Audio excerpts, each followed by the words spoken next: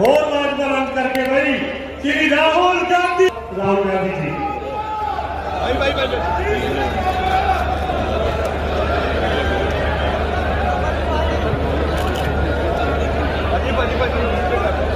केसी वेणुगोपाल जी, प्रताप सिंह बाजवा जी, हरीश चौधरी जी, हमारे कैंडिडेट गुरजीत सिंह औजला जी, एक औजला जी हमारी गुरजीत सिंह औजला जी,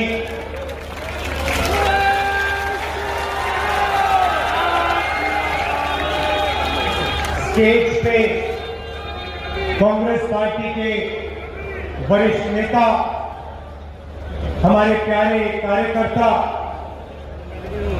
प्रेस के हमारे मित्रों, भाइयों बहनों, पंजाब के युवाओं, आप सबका यहाँ बहुत बहुत स्वागत। दूर दूर से आप आए, इतनी गर्मी में आप आए, इसके लिए दिल से आपका धन्यवाद करता हूँ। सुननी नहीं इसलिए टाइम नहीं हुआ।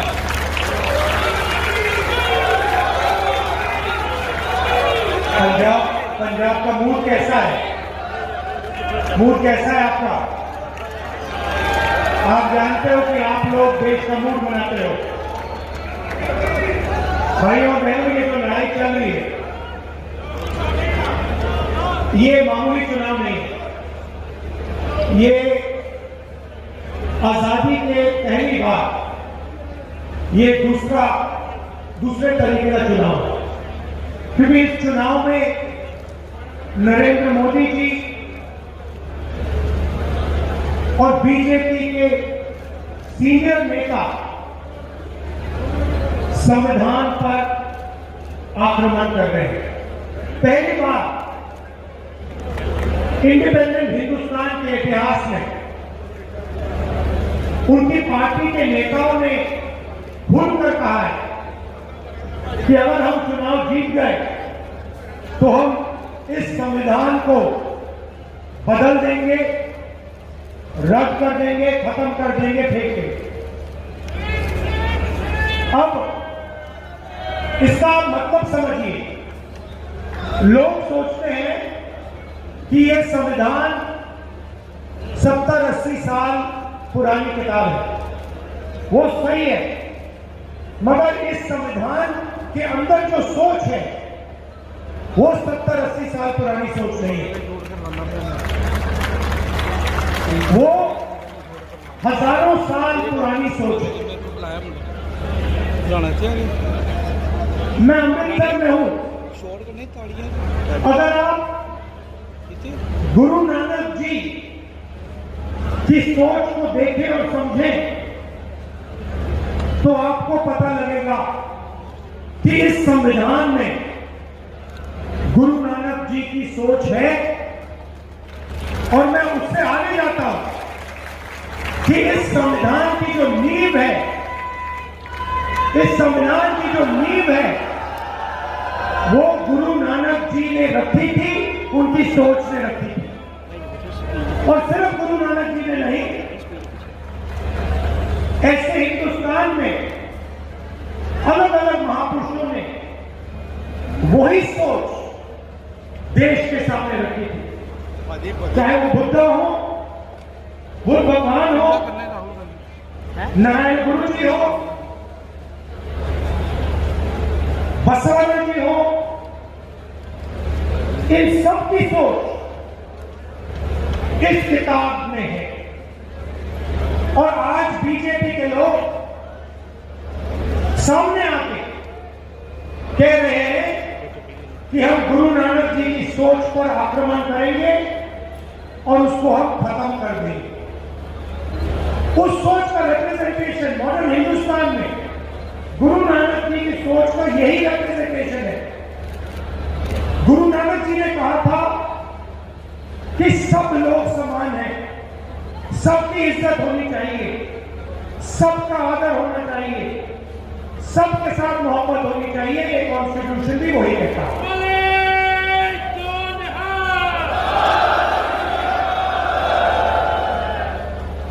तो चुनाव दो विचारधारा में है। एक तरफ नरेंद्र मोदी जी और बीजेपी के लोग जो इसको खत्म करना चाहते हैं, और दूसरी तरफ कांग्रेस पार्टी जो संविधान की रक्षा कर रही है। कांग्रेस पार्टी देश की जनता के साथ, अंबेडकर जी के साथ ये कॉन्स्टिट्यूशन लाई है। तो अगर बीजेपी इस पर आक्रमण कर रही है तो वो अंबेडकर जी की सोच पर भी आक्रमण कर रही है।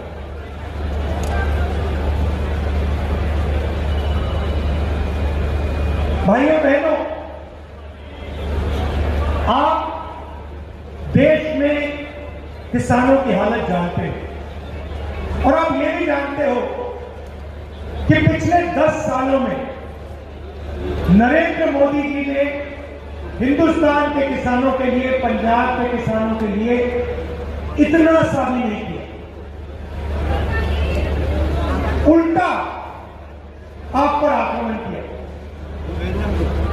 3 काले कानून लाए और जो पंजाब के किसान, हरियाणा के किसान, महाराष्ट्र के किसान, मध्य प्रदेश के किसान सड़क पर उतरे तो नरेंद्र मोदी जी ने उनको आतंकवादी कहा।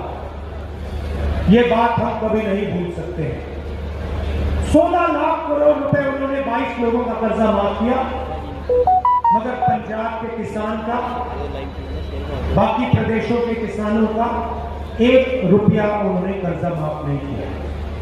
और खुलकर कहते हैं कि मैं किसानों का कर्जा माफ नहीं करूंगा क्योंकि इससे किसानों की आदत बिगड़ती है।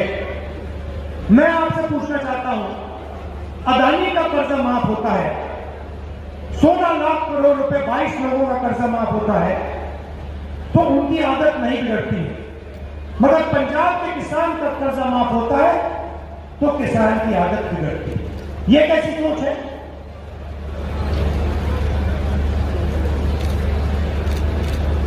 कन्याकुमारी से कश्मीर तक में पैदल चला, पंजाब से निकला और हजारों किसानों से मैंने बात की, और किसानों ने सिर्फ 3 चीजें मुझे बोली जो आपके दिल में थी। सबसे पहले आपने कहा कि देखिए राहुल जी, हमें बात समझ नहीं आती है, हमने क्या गलती की है। उनका कर्जा माफ हो जाता है, अदानी अंबानी के लिए कानून बनते हैं, मगर हमारा कर्जा कभी माफ नहीं होता। यह आपने पहली बात बोली। दूसरी बात आपने बोली कि राहुल जी, हम मार्केट में जाते हैं, अलग अलग प्रोडक्ट्स खरीदते हैं, शर्ट खरीदते हैं, पैंट खरीदते हैं, मोबाइल फोन खरीदते हैं, सब प्रोडक्ट्स के लिए सही दाम मिलता है, दाम लिखा होता है, मगर जब हम अपना अनाज बेचते हैं, शुगर केन बेचते हैं, आलू बेचते हैं, तो हमें सही दाम नहीं मिलता। और तीसरी बात आपने कही कि नरेंद्र मोदी जी बीमा योजना लाए हैं, इस योजना से 16 कंपनियों को फायदा होता है, हमारा नुकसान होता है, आंधी आती है, तूफान आता है, कंपनी को हम फोन लगाते हैं, ईमेल भेजते हैं, कंपनी जवाब देती है कि हम आपको बीमा का पैसा नहीं देते। ये 3 चीजें पंजाब के किसानों ने, बाकी देश के किसानों ने मुझे कही। तो इन 3 सवालों को मैं आज आपको जवाब देना चाहता हूं।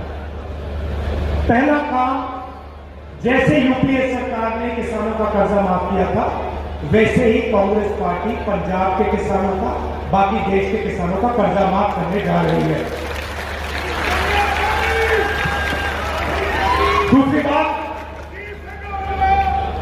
दूसरी बात, ये अनेक बार हम ये काम करने के लिए तैयार हैं। दूसरी बात, नरेंद्र मोदी जी ने साफ कहा कि कानूनी एमएसपी हम नहीं देंगे। मैं यहां आपको साफ कह रहा हूं, इंडिया गठबंधन की सरकार पंजाब के किसानों को, हिंदुस्तान के किसानों को गारंटी करके कानूनी मिनिमम सपोर्ट प्राइस देने जा रही है।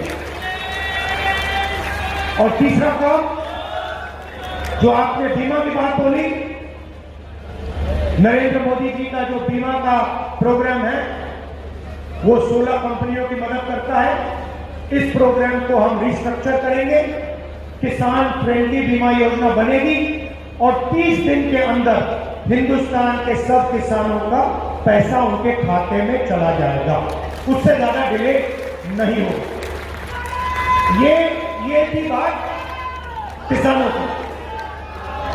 अब भाइयों और बहनों, नरेंद्र मोदी जी ने अरबपतियों का काम किया। आपने देखा होगा, पता नहीं देखा नहीं देखा, उनके आजकल बड़े इंटरव्यू चल रहे हैं। देखा आपने? देखा? उनके इंटरव्यू चल रहे हैं, मीडिया के 4 चमचे बैठा देते हैं, उनसे सवाल पूछते हैं, नरेंद्र मोदी जी जवाब देते हैं। सवाल कैसे होते हैं? नरेंद्र मोदी जी, आप आम कैसे खाते हो? काट के खाते हो या चूस के खाते हो? ऐसे सवाल चल रहे हैं। तो उन इंटरव्यू में एक चमचे ने उनसे पूछा, मोदी जी,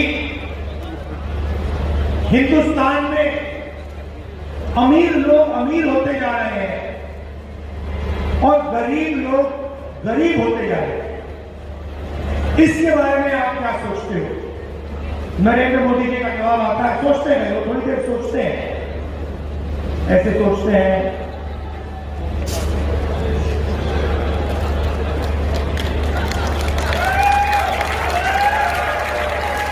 फिर कहते हैं, क्या चाहते हो कि मैं सबको गरीब बना दूं? नहीं मोदी जी, हम चाहते हैं कि जो आप अमीरों के लिए करते हो, अरबपतियों के लिए करते हो, वो आप गरीबों के लिए करो। अच्छा, एक नई बात चली है, पता नहीं आपने सुना नहीं सुना, उन्हीं चमचों के साथ इंटरव्यू में एक चमची पूछती है, नरेंद्र मोदी जी, आप में इतनी ऊर्जा कहां से आती है, इतनी एनर्जी कहां से आती है? नरेंद्र मोदी जी का जवाब आता है, मैं बायोलॉजिकल नहीं हूं, बायोलॉजिकल नहीं हूं, पता नहीं चीजें कैसे होती हैं, परमात्मा ने मुझे भेजा है और मैं बायोलॉजिकल नहीं हूं, मैं परमात्मा का काम करता हूं, मुझे परमात्मा ने मिशन से भेजा है। मतलब हिंदुस्तान के बड़े से बड़े महापुरुषों ने यह बात नहीं बोली, मगर नरेंद्र मोदी जी को लगता है कि परमात्मा ने उनको चुना है, सिर्फ उनको। हम सब बायोलॉजिकल हैं, हिंदुस्तान के किसान, मजदूर, प्रेस रिपोर्टर सब बायोलॉजिकल, मगर नरेंद्र मोदी बायोलॉजिकल नहीं, एक व्यक्ति को भेजा, परमात्मा ने भेजा। मैं सोच रहा था, नरेंद्र मोदी जी की फीलिंग आपको कब आती है? ये आपको 24 घंटे लगता है या सुबह ऐसा लगता है या शाम को लगता है? और ये जो आपको फीलिंग आई, ये नोटबंदी से पहले भी आई थी क्या? गलत जीएसटी लागू करने से पहले आई थी? ये मैं सवाल पूछ रहा हूं क्योंकि नरेंद्र मोदी के हाथ में परमाणु बम का स्विच है। बड़े इंटरव्यू चल रहे हैं, उसमें नरेंद्र मोदी की टिप्पणी दे रहे हैं। शायद परमात्मा ने कहा है कि हिंदुस्तान के सारे इंफ्रास्ट्रक्चर को, एयरपोर्ट को, पोर्ट को, अदानी को बना दो, मगर पिछले 10 साल उन्होंने यही किया। तो अब हम उल्टा करने जा रहे हैं। उन्होंने 22 हम करोड़ों लाखपति बनाएंगे।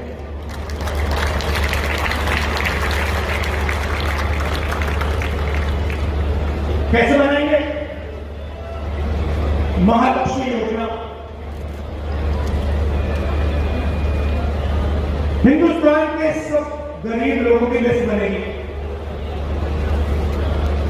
हर गरीब परिवार की लिस्ट बनेगी, पंजाब में, हरियाणा में, बाकी प्रदेशों में, और हर परिवार में से, हर गरीब परिवार में से एक महिला का नाम चुना जाएगा। करोड़ों महिलाओं के नाम आएंगे। 4 जून को इंडिया गठबंधन की सरकार चुनी जाएगी और हम काम शुरू कर देंगे। हर गरीब महिला के बैंक अकाउंट में 4 जुलाई को सुबह आप उठेंगी, 9 बजे आप अपना बैंक अकाउंट खोल के देखेंगी और उसमें इंडिया गठबंधन की सरकार ने 8,500 रुपए आपके लिए अंदर डाल दिए। जुलाई, अगस्त, सितंबर, अक्टूबर, नवंबर, दिसंबर चलता जाएगा। हर महीने खटाखट 8,500 रुपए अंदर। साल के 1 लाख रुपए हिंदुस्तान के हर गरीब परिवार के बैंक अकाउंट में जाएगा। ये क्रांतिकारी काम है। ऐसा काम किसी भी सरकार ने आज तक नहीं किया है। ये हम करने जा रहे हैं। आप सोचिए, सबसे गरीब परिवारों को साल का 1 लाख रुपया, महीने का 8,500 रुपए, इससे गरीबी पर बहुत जबरदस्त चोट लगी। लिस्ट में किसानों के परिवार होंगे, मजदूरों के परिवार होंगे, बेरोजगार युवा होंगे और सीधा हम उनके बैंक अकाउंट में पैसे का इंजेक्शन डाल रहे हैं। इसके पीछे सोच है भाइयों बहनों, इसके पीछे सोच है। आइडिया क्या है मैं आपको बताता हूं। नरेंद्र मोदी जी ने 22 लोगों को लाखों करोड़ रुपए दिए, अंबानी अदानी जैसे लोगों को। उन्होंने उस पैसे को लंदन में खर्च किया, दुबई में खर्च किया, हिंदुस्तान के बाहर खर्च किया, जमीन खरीदी, होटल खरीदे। जब आपके पास पैसा आएगा, आप इसको लंदन में नहीं खर्च करोगे, आप इसको पंजाब में खर्च करोगे, गांव में खर्च करोगे, शहरों में खर्च करोगे, शर्ट खरीदोगे, पैंट खरीदोगे, जूते खरीदोगे, मोबाइल फोन, मोटरसाइकिल, ये चीजें आप खरीदोगे। और जैसे ही आपने इस पैसे से ये चीजें खरीदनी शुरू की, वैसे ही हिंदुस्तान की फैक्ट्रियां, अमृतसर की बंद फैक्ट्रियां एक बार फिर शुरू हो जाएंगी और हिंदुस्तान के बेरोजगार युवाओं को उन्हीं फैक्ट्री में पैसा मिलेगा। तो एक प्रकार से हम हिंदुस्तान की इकोनॉमी को जंप स्टार्ट करने की कोशिश कर रहे हैं। जैसे मोटरसाइकिल में आप पेट्रोल डालते हो और फिर चाबी घुमाते हो, वैसे ही हम आपके जेब में पैसा डाल रहे हैं, आपके बैंक अकाउंट में पैसा डाल रहे हैं और उस पैसे से हिंदुस्तान की अर्थव्यवस्था जंप स्टार्ट होगी। किसानों को हम कर्जा माफ कर रहे हैं, गरीबों के बैंक अकाउंट में 1 लाख रुपया डाल रहे हैं। आज मजदूरों को मनरेगा के लिए 250 रुपए मिलता है। इंडिया सरकार मजदूरों को मनरेगा के लिए 400 रुपए देने चाहिए। आशा और आंगनबाड़ी की जो महिलाएं हैं, आपकी जो भी आज आमदनी है, 4 जून के बाद हम उसको दुगना कर देंगे, डबल कर देंगे। अब आई बात बेरोजगार युवाओं की। नरेंद्र मोदी जी ने हिंदुस्तान के युवाओं से कहा था 2 करोड़ युवाओं को मैं रोजगार दूंगा। प्राइवेटाइजेशन किया, सरकारी वैकेंसीज नहीं भरी,